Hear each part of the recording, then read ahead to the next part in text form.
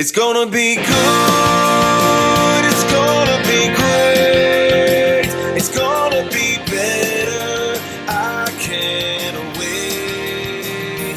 Making my move, live for the day, sing like a bird, fly like a plane. Come spin with me, Jenny D.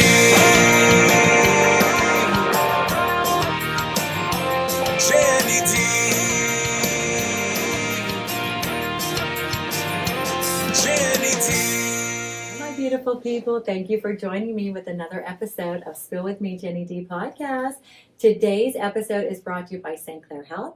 Joining me today is Dr. Mark Lepore. He is a licensed professional counselor who supports the mental health and the well-being of staff at St. Clair Health. Since May is Mental Health Awareness Month, we're talking about mental health, the importance of the support systems, and how healthcare workers can take care of themselves while caring for others. I love that. Taking care of themselves while caring for others. Dr. Mark, thank you so much for taking the time to be here today. My pleasure. Can you tell us a little about your role at St. Clair Health and the work that you do with the staff? Sure.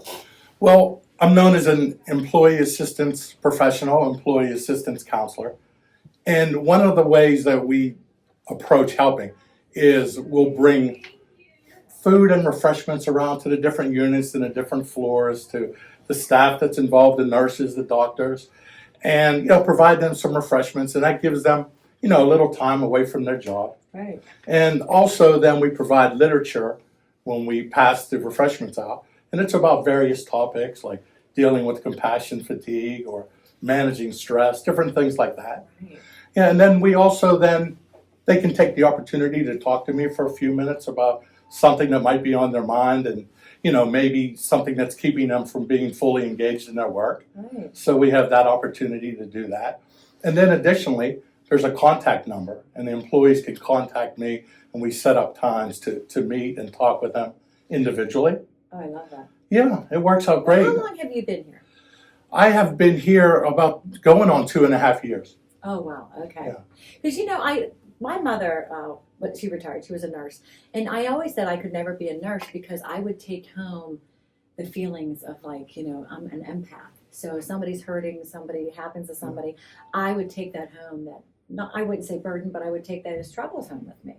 Absolutely. And that's something that happens. I think when you're in the helping profession, your attitude is in helping people. And I see that all the time with the nurses and the helping professionals, that they would just as soon help somebody else before they take care of themselves.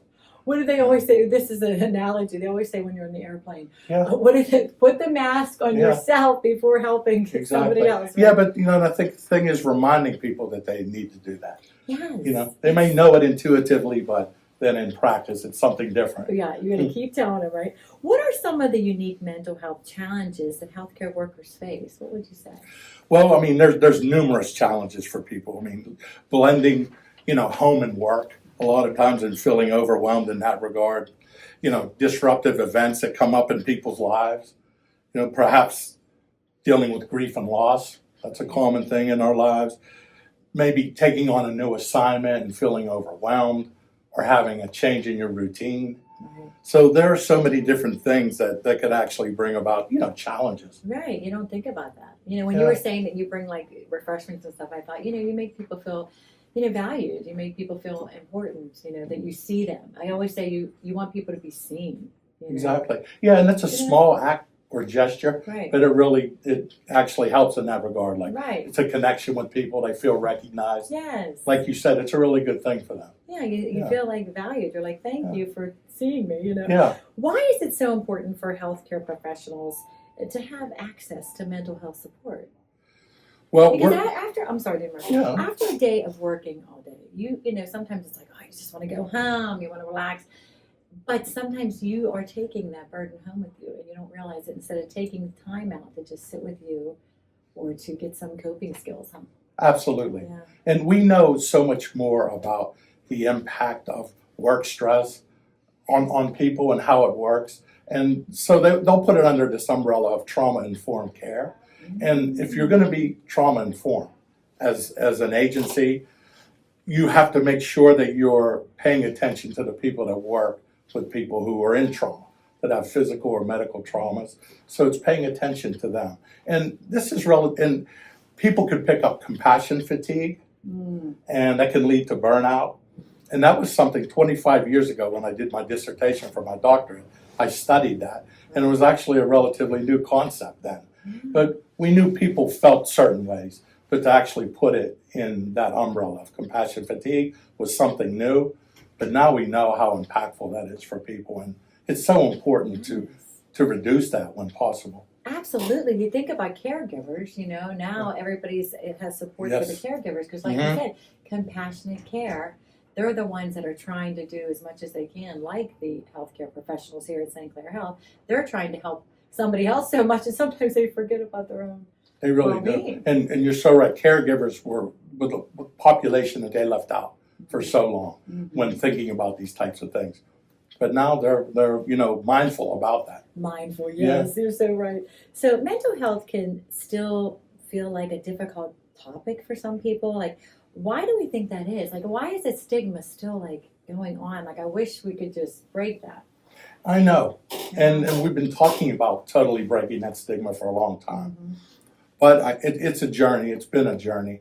I think a lot of times people get their information about mental health from TV or shows that aren't completely accurate. Or Google. or many other places for that matter. So I think people don't really understand how it works sometimes. Right.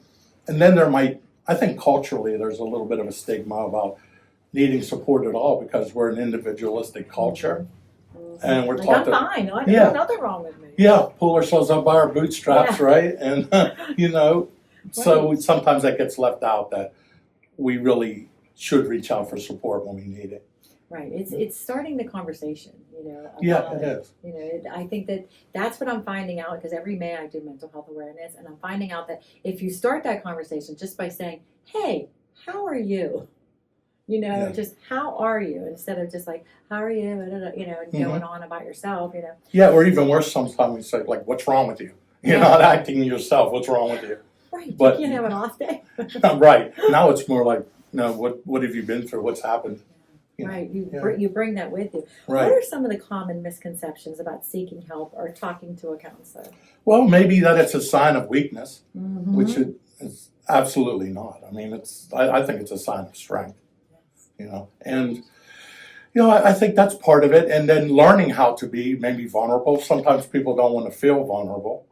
So it's, getting used to that or what that looks like or what that feels like. Right. So I think there's a lot of things that kind of block people initially.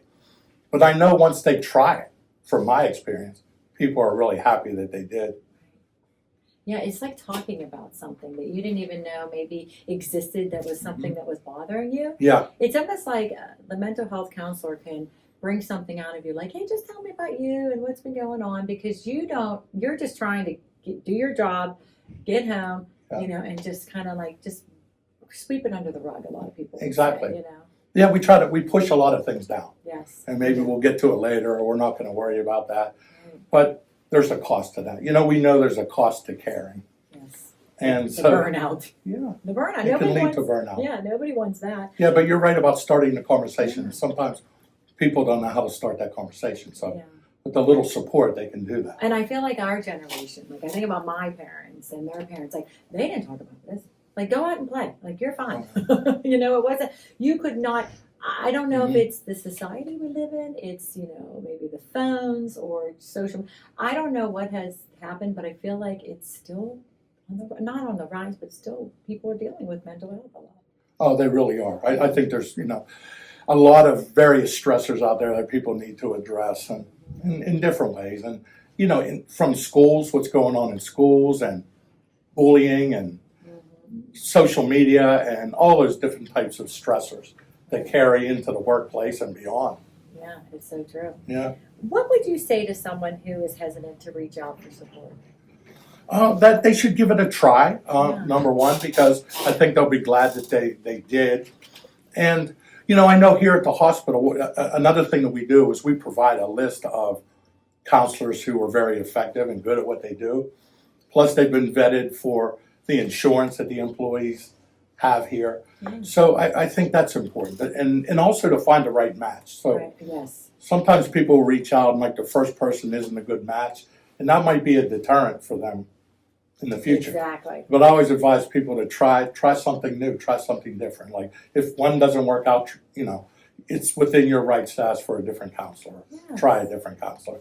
That makes so much sense. You got to Yeah. find that person that kind of like is listening to you and that you kind of mesh with. I was talking to Rosie and you guys off air, and I said I had a guy on just a couple days ago, and he talked about he could not find a counselor. He could not find the right counselor. Yeah. Until he found the right one is when he started getting the therapy he needed. Mm-hmm. And I never thought about that. Yeah. Because it is true. Like you think, oh, you go somewhere and it's just one counselor. You gotta have that one counselor. But now you have like multiple ones that people can come to and kind of.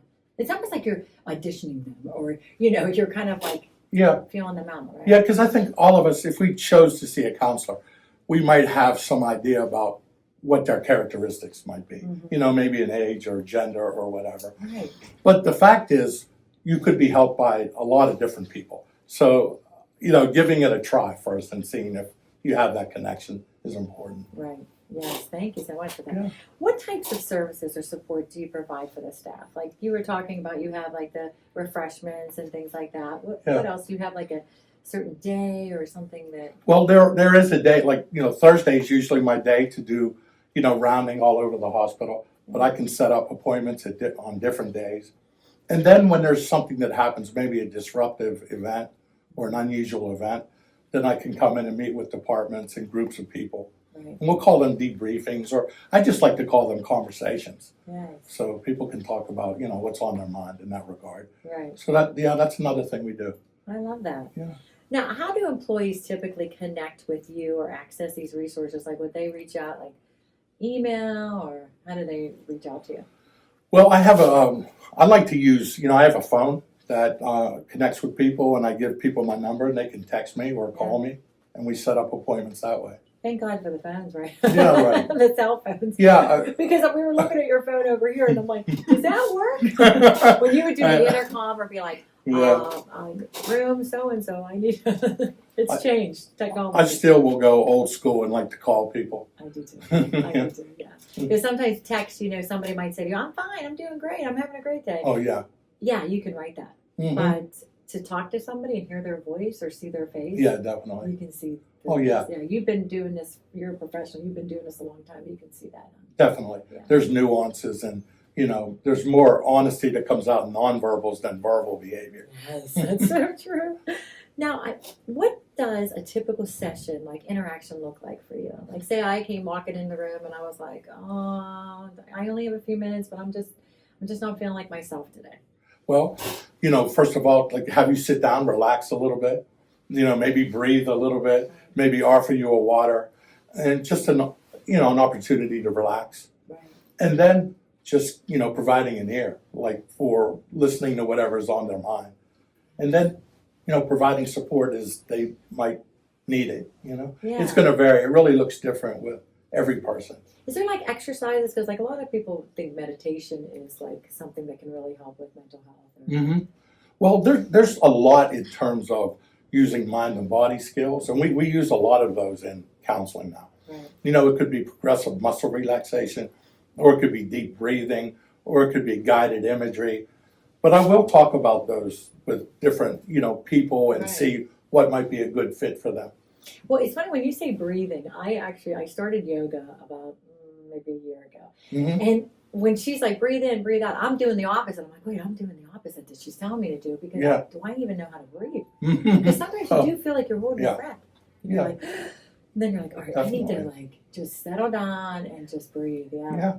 I mean, there's a big difference between just automatically breathing and being really intentional about breathing. Yes. And it brings about different reactions in terms of mood as well. Get your heart rate down and things like that. Yeah, it really does, yeah. Right. What are some simple, like realistic ways people can take care of their mental health, like day to day? If somebody out there's listening and they're like, well, because when you talk about like having like health care, sometimes there are people that don't have insurance or they can't, they don't have anybody to go to. Like, what would you say they could do day to day? Well, there are so many things because we're really looking at like mental health and wellness and kind of like somebody might prepare to run like a 5K race. Right. So if you've never run, you don't go out tomorrow and run 3.1 miles. Yeah, Right? True. But it's about taking small steps toward achieving that goal. And we kind of look at mental health and wellness that way. You know, maybe it starts with breathing, or maybe it starts with some body movement. But it's really focused on trying to achieve things that make you feel good or feel more relaxed. You know, we know so much more about the mind and body connection now. We know that the buildup of cortisol, which is a stress chemical, gets released in the body, and it's responsible for inflammation and a whole host of problems. So taking those measures toward wellness, even those small steps, can help reduce that cortisol and feel better overall. So it's about like maybe putting 3 or 4 things in place that are going to make you feel a little bit better and being intentional about it. Because you know how when we get busy, the last thing we think of is, I'm just going to take some time for myself. We start thinking, no, I didn't do this. We have to get this done. Like the mental, like you have that list in your head. Yeah. That I need to do this, I need to do that. And it's so overwhelming sometimes, the anxiety that you feel. Yes. That I love that you said that just one step at a time, instead of like somebody out there going, well, I need this, I need a counselor, and I need to do this. And, you know, just doing like, go for a walk, you know, clear your mind. Yeah. If you're in a situation or, you know, I know we always talk about the news. It's so hard to watch the news sometimes, you know, because it brings on more stressors. It does, yeah. You know, more anxiety. Yeah, it really right? does, yeah.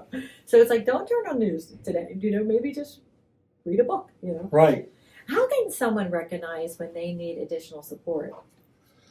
Well, I guess some of the signs are, you know, you start to feel that you're not really engaged in things you used to be engaged in. Things that used to make you happy, you're not really doing much of those things anymore. Maybe you feel you're not being, you know, on the job as effective as you may have been before. Maybe you're choosing not to have the connections that you may have had before.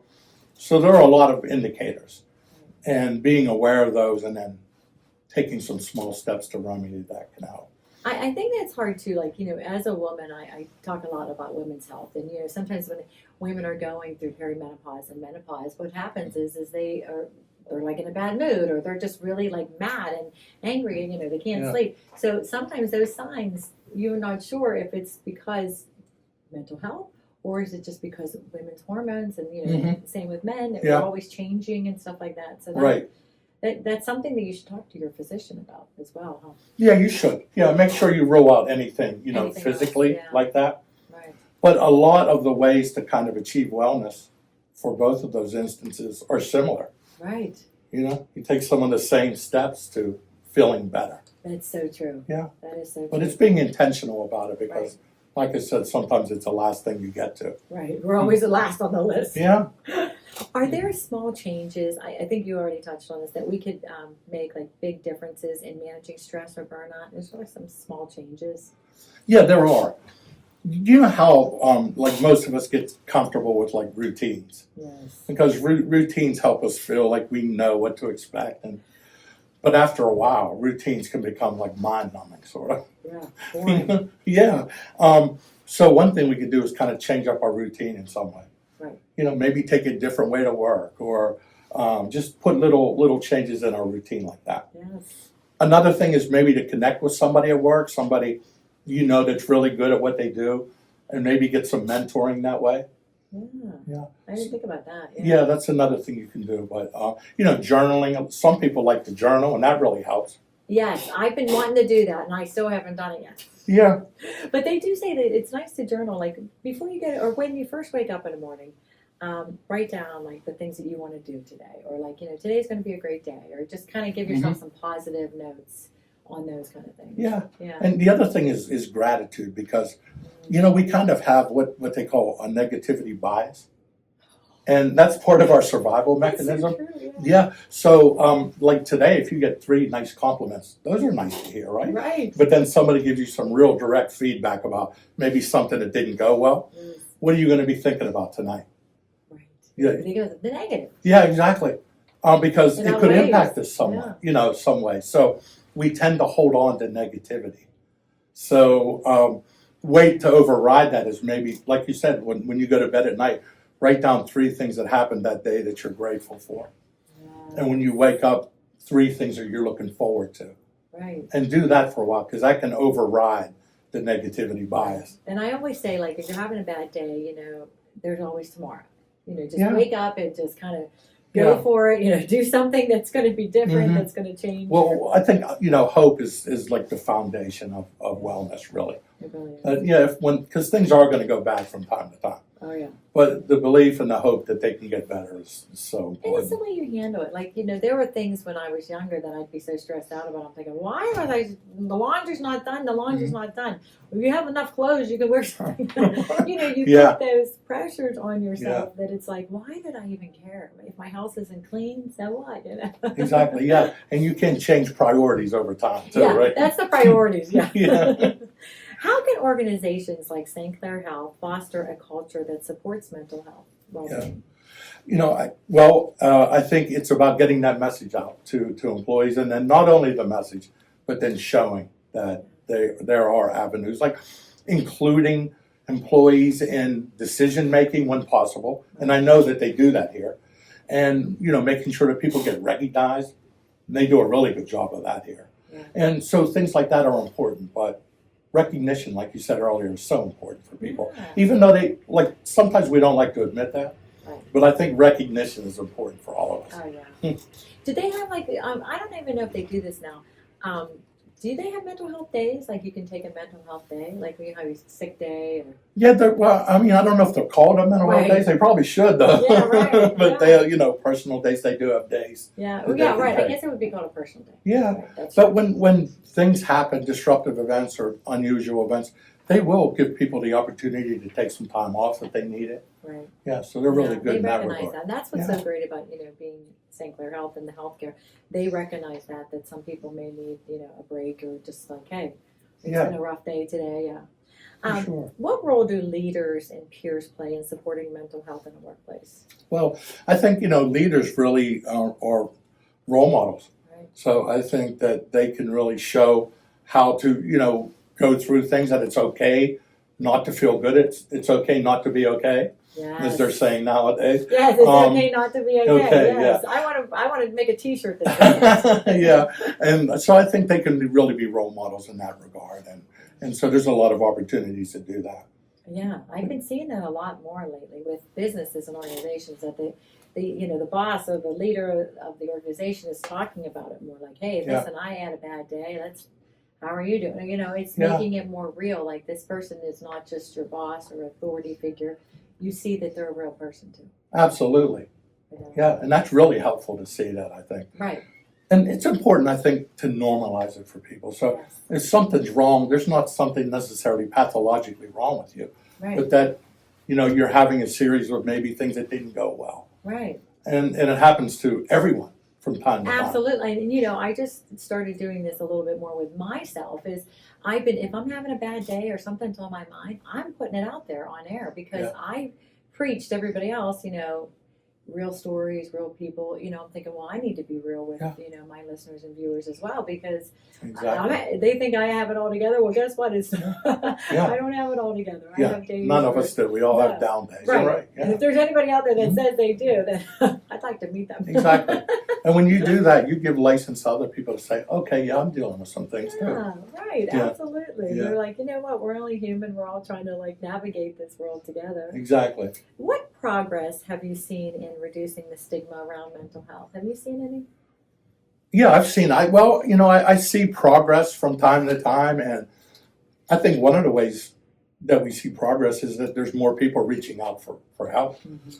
And they do know that research showed this, that one of the indicators that you're going to bounce back from a rough spot in your life is by having support systems. Either people in your life who are friends or other supports or professional Right. helpers, all fit under that category. So it's important to do that, and I see a lot of people reaching out now for that support. So I think that's one way. But then there are indications. They kind of, when there's a community violence that occurs, sometimes they'll conflate the violence with mental health. So it's either a gun issue and or mental health. but there are really like 9 or 10 factors, but they don't talk about the other factors. Right. That is so true. Yeah, and I think that leads to the stigma in a lot of ways. Yeah, because and like you said, just recognizing that you're having some issues or things that are going on in your life, and being able to talk to someone like you, a professional, to say, "Hey, I need some help." Just saying that I need some help is just enough, don't you think? It is. It is, because that changes the whole conversation. Right. It really does. Is there anything else that we didn't talk about that we need to touch on? I'm trying to think. But I love the fact that, St. Clair Health has this and has all these, how many counselors would you say are here?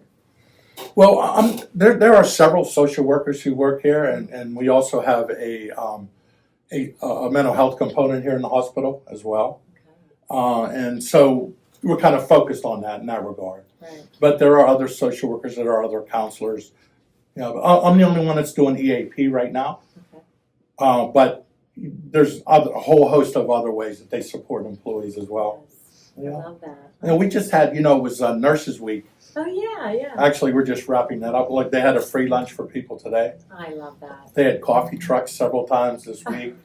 That's great. They passed out food and refreshments. They had recognitions. When did they start that Nurses Week? Because I know they have teacher appreciation now. They have that. That really makes people feel, like you said, like gratitude. Yeah. Like it makes you feel blessed. Like Yeah. you have people recognizing the good work that you do. Yeah, they've been doing it for a while, but they keep, getting better at it. Yeah, right. It's like food trucks. Yeah, coffee. right. Finding out what people like and what, makes them feel Oh, good. they need the coffee, especially in healthcare. Oh, definitely.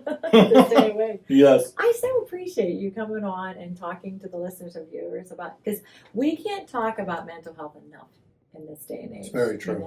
Yeah. I know May is Mental Health Awareness Month, but it really should be talked about every month, Yeah, it should be. right? Yeah. It's not something that we should push under the rug and think it's going to be okay if we don't talk about it. Because sometimes it's like you don't want to talk about maybe the past or something that's happened to you, but the more you talk, the more you can get through it a little bit easier, would you say?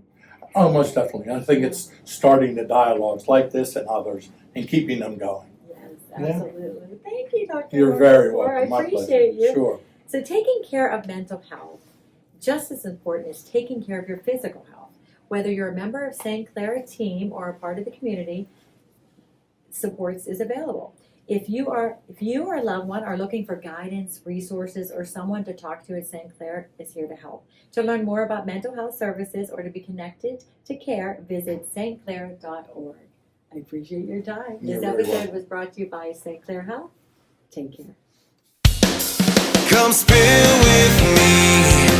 Come spill with me. Come spill with me.